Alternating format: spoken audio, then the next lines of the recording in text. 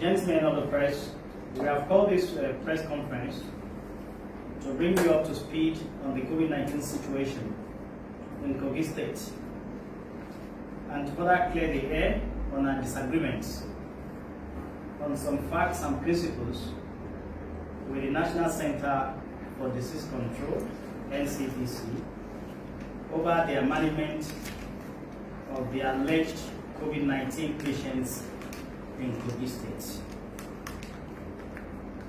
It is no more news that the NCDC declared 2 COVID-19 cases for Kogi State on the 27th of May 2020 in circumstances which Kogi State government found herself unable to accept as transparent. It has now gone ahead to build on that false foundation by declaring one more case for the state last week for a total score of 3. The respected Chief Imam of Kaba, Sheikh Abubakar Ahmad, who is in his early 60s, along with one of his sons, were the purported index cases from Kogi State, declared on May 27, 2020 by NCDC. They were whisked to Abuja from Lokoja on the said day and declared COVID-19 positive a few hours later. After 9 days in her custody, the NCDC discharged the Chief Imam on Saturday, June 6, 2020, and upon his return home, he was extensively debriefed by us with a view to ensuring that any lingering public health implications of his case are identified and resolved. We were, however, shocked to discover that his experiences in the hands of the NCDC are far from everything that Nigerians have been told constitute best practices in a COVID-19 situation, especially its pathogenesis and management. The Chief Imam, an upright and outstanding man who is only interested in the truth, confirmed what we have known all along, that he did not test positive for COVID-19 and received no result of such diagnosis. Neither did his doctors at the National Hospital, Abuja, where he was confined, advise him of it. The cleric maintains that he suffered from nothing beyond complications from an attack by bees, medical conditions which predate the COVID-19 pandemic, and stress from travels associated with his work, till he was released a few days ago. He was held in conditions which allowed him to interact with visitors. The son's case is even more strange, as he has a negative test result to confirm that he is COVID-19 free. Ditto all his siblings who were tested in the days following, as the NCDC serially sought an off-taker for the second COVID-19 case, which they had earlier foisted on Kogi State. Throughout his father's time in the custody of the NCDC, and in keeping with his COVID-19 negative status, the son remained at liberty and was his father's primary helper. He was never hospitalized and was allowed to go home each day and return the next. He was allowed to mingle freely with family, visitors, hospital staff, and others.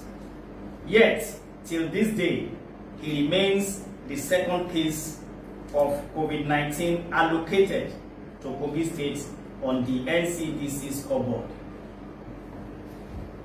You all will recall that despite our disagreement with the NCDC's conduct in the entire circumstances of this case, we moved rapidly and ensured that every member of the Chief Imam's family, as well as his direct contacts, were traced and tested within hours of the NCDC announcement on May 27. They all tested negative. We also declared a total lockdown of its local government area, Kababuno, and carried out thorough contact tracing and surveillance activities involving active case search with SARS-CoV-2 tests duly conducted and completed. Again, we found nothing to warrant a protracted lockdown, which is why His Excellency Governor Yahaya Bello of Kogi State lifted it after only 4 days. The alleged third case of COVID-19 credited to Kogi State by the NCDC is shaping up to be another exercise in secrecy and unverifiable processes by the NCDC. Nearly 1 week after she was sneaked onto the NCDC list, the Kogi State government is yet to be armed with the actionable information she needs to take preemptive actions in line with the COVID-19 guidelines. We suspect that the NCDC's lackadaisical attitude may not be unconnected with the knowledge that no infection has been found. Just like in the case of the chief imam and his family, let it be known that we are looking out for our citizen and will demand full reckoning should any harm come to her. We make this briefing because it is important, in line with the sensitivity of public health issues, to communicate developments so that you may in turn inform the public accurately. We make it clear, once again, that there is no case of COVID-19 in Kogi State. If ever there is, we will be the first to announce it while deploying all recommended protocols and procedures. Our people can rest assured that we will continue to work extra hard to make sure that this increasingly controversial disease does not come into our states.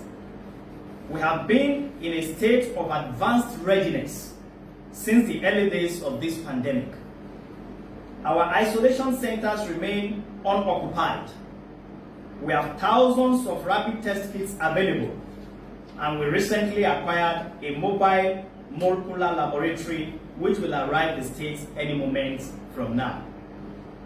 Global research on the novel coronavirus or SARS-CoV-2 has caused guidelines on COVID-19 to change with confusing rapidity, and Nigerians must hold the NCDC to higher standards of responsiveness and responsibility to make sure that we do not sacrifice the nation's interest on the altar of mere notions about the disease.